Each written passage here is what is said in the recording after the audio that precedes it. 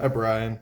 I really liked your video this week on dual relationships, and you brought up a really interesting point about addiction counselors.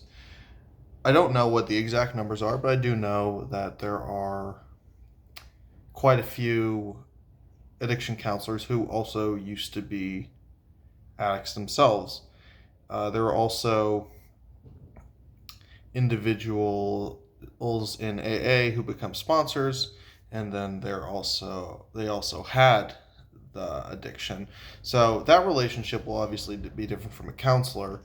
And you brought up a good point about the how they can create those boundaries because from what I've experienced in both undergrad and now graduate school with attending many AA meetings is that there's often a very strong community and they feel that they're in this together.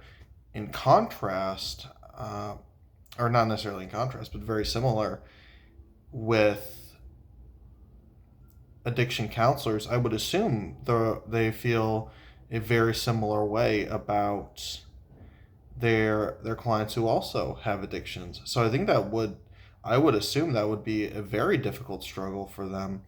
And I think a way to manage that is that they have to acknowledge that they acknowledge their biases, so to speak, and learn how to address them from there. They'll have to be very honest about it, and then kind of acknowledge that while it can be a double-edged sword, because on one hand they probably will be much more understanding and much more supportive of their clients who have addictions, but also they may struggle to not feel more attached emotionally to them. So I think it can definitely be a challenge, and I really like that you brought this up.